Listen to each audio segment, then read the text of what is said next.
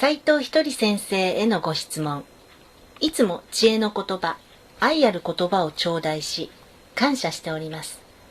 今回、大不況でも今日はいい日だというテーマでお話を頂戴できましたら、誠に光栄です。お忙しい中、恐れ入りますが、ご検討くださいますよう、どうぞよろしくお願いいたします。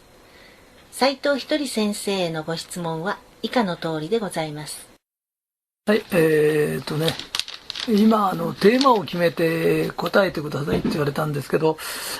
質問の内容に答えることはできるんだけど、テーマを決めちゃうとテーマに沿って答えなくちゃならないんで、そうすると私の言ってることと意味が違ってきちゃうかもわからないんで、この仮タイトルはなしで、私の思ってることを喋りますから、使えなかった場合遠慮なくこれボツにしてくれて結構ですから、そのつもりで話していきます。はい、どうぞ。大不況はなぜ起きていつまで続くかについてご質問。先日家で子供たちと話していて、どうして大不況になったのと聞かれて言葉に詰まってしまいました。この不況の原因とこの不況はいつまで続くか、どうしたらこの不況を脱出できるかを子供たちが希望を持てるように説明してあげたいのです。どんな言葉で教えてあげたらいいでしょうか。よろしければご教示いただけましたら幸いです。はい、わかりました。大変難しい質問なんで、できるだけわかりやすく話します。実はこの不況っていうのは、よくアメリカが原因だとかね、いろんなこと言うんだけど、実は東西冷戦っていう、ロシアとアメリカが、二極化して地球が2つに分断してたようなところがあるんです。西側と東側っていう自由陣営と共産陣営っていうので分かれてたんです。ところがソ連が崩壊した時に地球というのがほぼ一つになっちゃったんです。で、戦争がない時代が来たんです。戦争がない時代が来るとどうなるかっていうと、自由競争のいい時代が来るんですけど、まず武器を作ってたところとか飛行機作ってたところとかそういうのもあんまりいらなくなるから平和なものを作り出すんです。それから兵隊さんってすごく若くて一番元気なところを兵隊にいっぱい取ってなきゃいけなかったんだけど、その兵隊がいらなくなってくるんです。そうするとそういう兵隊さんが外へ出るから人件費が下がるんです。それから物を生産しだすから物の値段が下がり出すんです。で、戦争の時ってのはこれもできないあれもできない、それから武器作んなきゃいけない、それから1台100億円もするぐらいのジェット機をボーンと撃ち落としたりとかってそういうことをしてたから、物が値上がりする時代なんですよ。で、それが値下がりしてきちゃって、そんなに今度物を作ったからって誰もが買えるわけじゃないから、物が余り出しちゃうと今度買わない時代が来ちゃうっていうのが一つの流れで、平和の産物なんだっていうことを頭の中に入れとかなきゃいけないから、今デフレをなんとか止めたいっていうけど、これは実はデフレは止まらないんです。平和である以上まだまだ続くんです。で、本当にあと5年ぐらいするまでは先が見えないぐらいどんどん少しず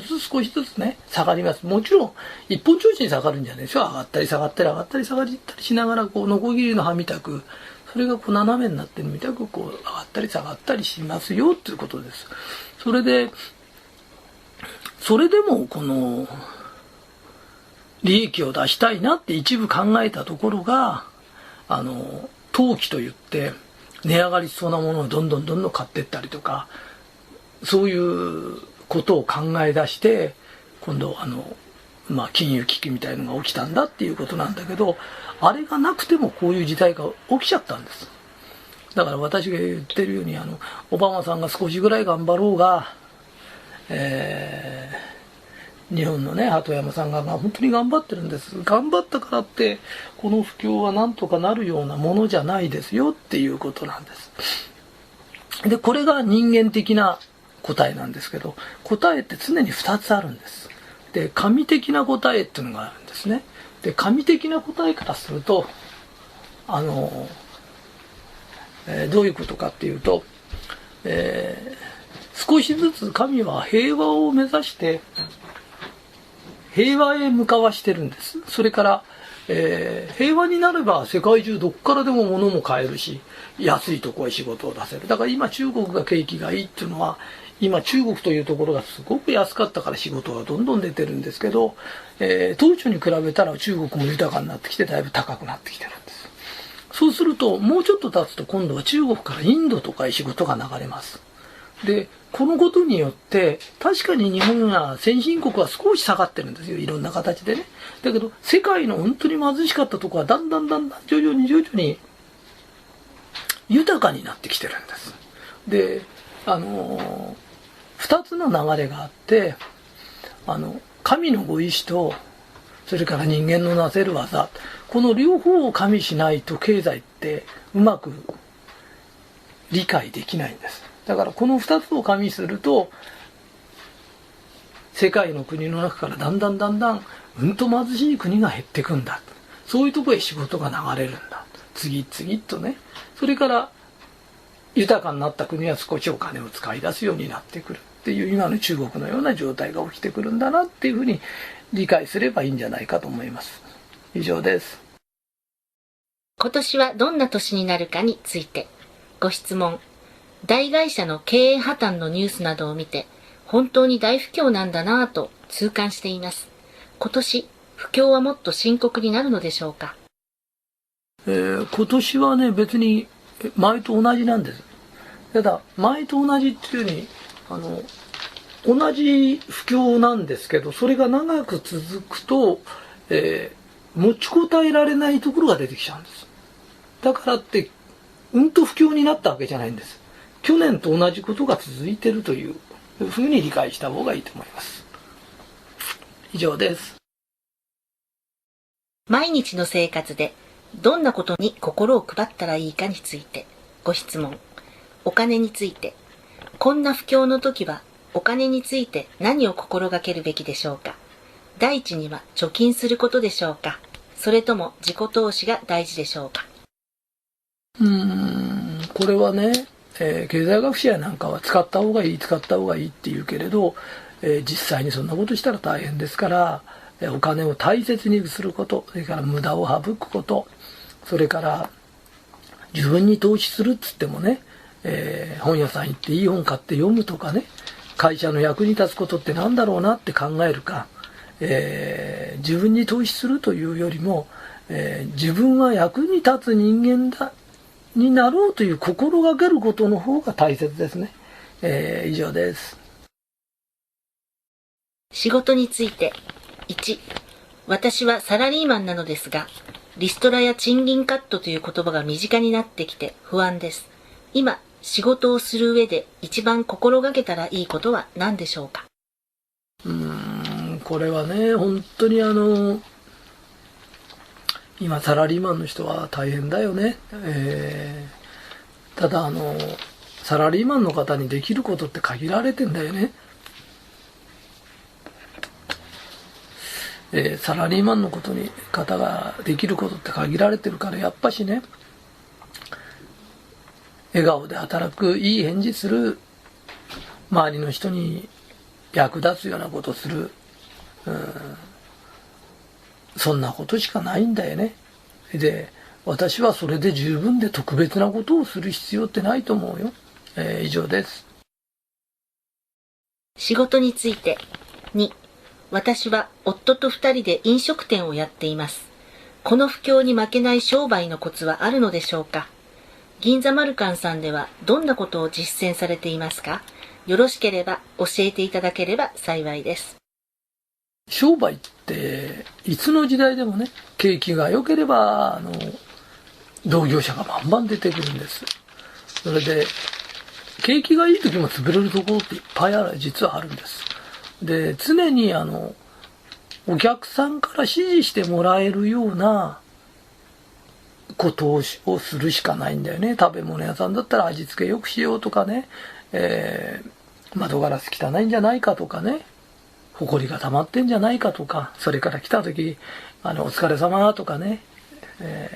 ご苦労様でしたとか、また来てくださいねとか、感じがいいとかね、そういう本当にビザをどのぐらい積み重ねられるかで、これをやったらとかっていうほど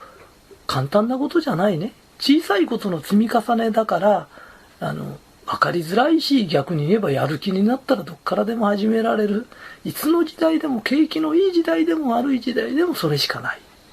以上です。健康について。1、売上が落ちてきたので、頑張って仕事を増やしたのですが、忙しすぎて心か体を壊してしまいそうです。休みたいけど生活もあるし、こんな私にアドバイスをいただけたら幸いです。この質問はね、めちゃくちゃで嘘だと思うよ。なぜかというと、頑張ったら忙しくなったっていうけど、そんなに簡単にまず忙しくならない。で、もし忙しくなったとしたら、本当に嬉しくてしょうがないの。商いやっててわかるけどね、一番疲れるのは暇なことなの。お客さんがいっぱい来たり、仕事が忙しくて、くたぶれたなって言いながら顔は笑ってるんです、言葉も。本当に辛くないんです。一番辛いのはお客さんが来ないで暇なことなんです。だから、これはね、サラリーマンの人が言ってることじゃないかと思うよ。本当の商人の人だったらね、体の疲れなんかね、お客さんが来てくれたらすっ飛んじゃう。以上です。健康について。2、不況の時は心の病になりやすいのかどうか知りませんが、最近、同僚、古くからの友人、そして家族が次々うつ気味になっていて、私もうつになってしまいそうです。自分も周囲も元気になっていくために何をしたらいいか、ヒントをいただければ幸いです。これはね、神経使うとね、神経使うっていうことは、車で言えばエンジン回してんのと同じだよね。使うってことは必ずエネルギー源がいるってことなんだよね。だから今はね、体の栄養はいっぱい回っててもね、脳の栄養が足りないんだよね。で、これは単純に栄養障害だと思って、うちの会社も今本当に製造が間に合わないほど売れてるパニウツ元気っていうのがあるんだけど、脳の栄養っていうのを、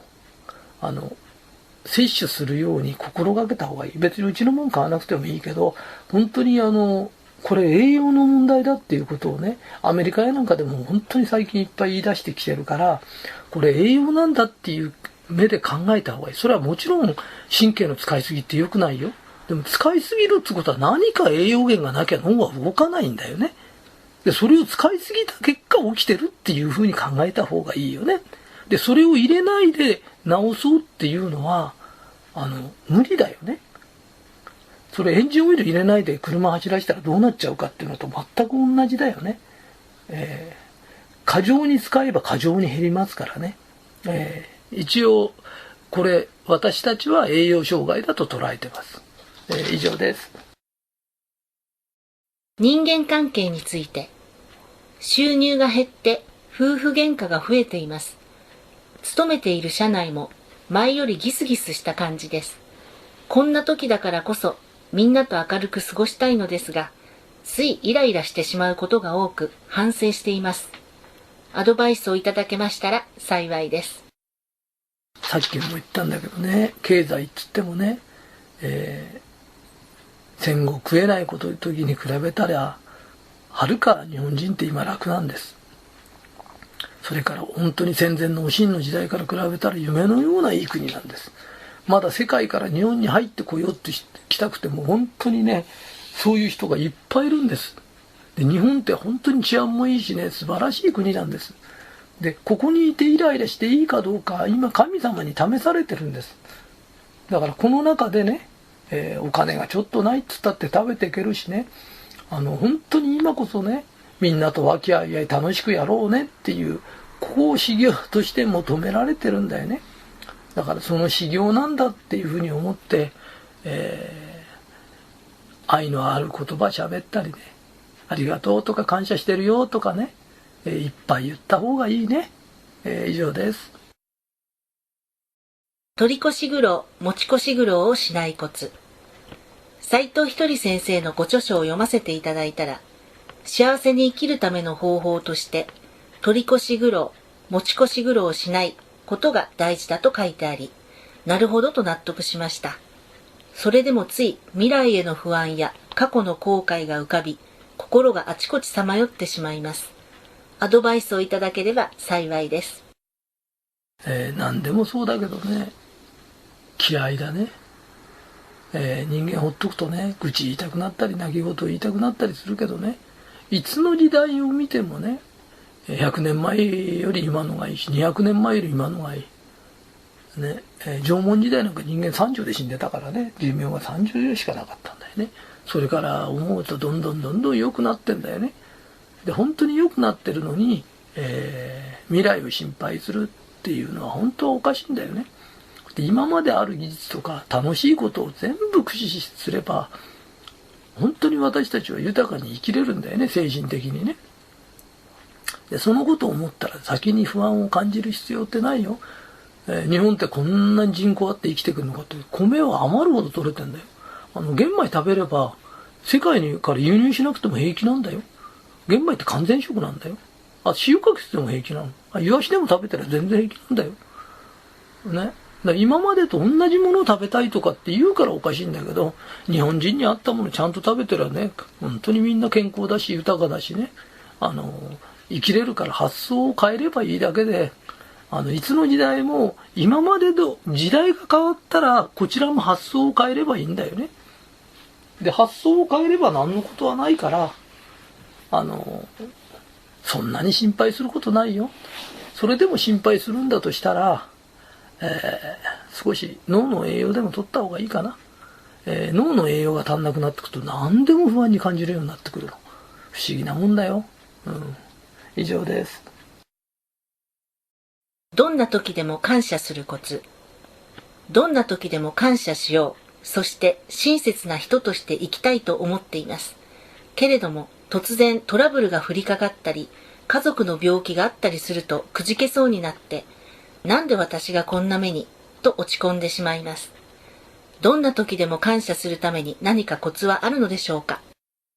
鍛錬だね。鍛錬。心を練ること。何かあった時のためにやってるんだよね。何かあるとくじけますじゃないの。柔道でもバーンと投げられた時の受け身なんだよね。で、受け身何回も練習してんだよね。で、急に投げられたから受け身ができなかったじゃなくて、急に投げられた時のための受け身なんだよね。だから日頃からそういうことを、こういう嫌なこと言われた時も言わないとかね、誰か変なこと言っても愛のある言葉をかけるとかね、そこの鍛錬のことなんだよね。で、実際にはね、本当にいろんなことってね、起きないんだよね。で、起きた時のためにまた鍛錬だからね。で、変ななんていうのかな、地獄言葉みたいの喋ったからって決してあなたが良くなることはないから。だからそれは気をつけた方がいいくて、急に何かがあったからできないじゃなくて、何かあった時のための鍛錬だからね。じゃあしっかり鍛錬してくださいね。まだできないんだとしたら鍛錬が足りないってことだから、もっと練習してくださいっていうことです。以上です。大不況の先にある社会。斉藤ひとり先生のご著書、この不況で損する人、この不況で得する人を読ませていただき、感動しました。魂のことを考えると、この時代に生まれたことにも意味がある気がしています。私も明るい未来に貢献したいのですが、日常生活でどんなことをしていけばいいのでしょうか。そして、この大不況をみんなで乗り切った先には、どんな日本と世界が待っているのでしょうか。世界が少しずつこれから先豊かになってきて、日本みたく先に豊かになってきたとこは、物質的な豊かさじゃなくてお互い精神的な豊かさ、今度は精神的な豊かさっていうものを追っかけていく。追っかけていくって言い方おかしいけど、精神的な豊かさを少しずつ求めて一歩一歩足出していくっていうことだと思うのね。で、一足先に豊かになった日本は、精神的な豊かさを求めて一歩一歩先に進む。それがみんなの道しるべになるし、これから豊かになってきた国が次に望むことはやっぱりそういうことだしね、せっかくこういう本を読んでるんだから、みんなの日本になるようにね、心の豊かさの時代に入ってくるってことだと思います。昔はね、心ばっかりだったの。今みんなさ、食べれるようになったじゃない。そして、洋服も着れるようになったじゃない。ね。こういういい時代になったんだからね、今こそ本当の真の心の豊かさを求める時だね。で、またそれを実現できる我々は幸せだね。実現できるってこれからだよ。ね。自分たちが実現していくっていうことは幸せですねっていうことです。以上です。ありがとうございます。ご質問は以上です。感謝しております。はい、どうもありがとうございます。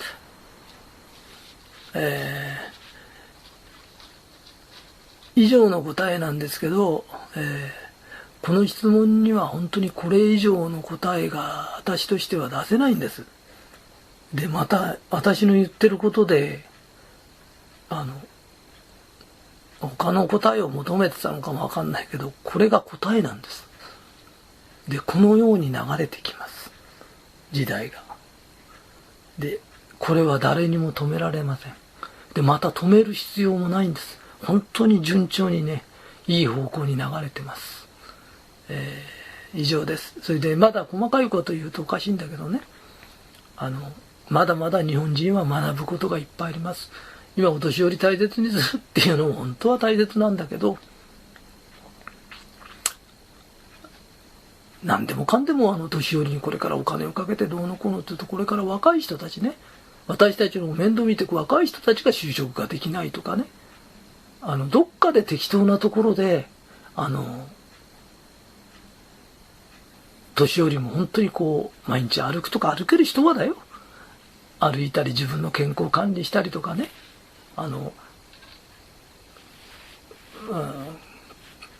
若い時頑張ったんだから国の世話になるのは当たり前なんだっていう、そういう考えよりもね、自分たちにできることは何だろう、若い人たちに私たちがしてやれることは何だろう、若い人たちは若い人たちで私たちがお年寄りにできることは何だろうとか、みんなでできること考えて平均的なねバランスでものを見ないと、年寄りばっかしねいいことが傾いてもね、若い人たち困っちゃうし、若い人たちは若い人たちで働き口もないのに年寄り支えようもなくなってきちゃうんだよね。だからみんなで仕事を分け合うなりとか、みんなでできることを分け合ってこれから生きていく、それも心の豊かさだし、仕事の豊かさ、豊かな考え方でいかないと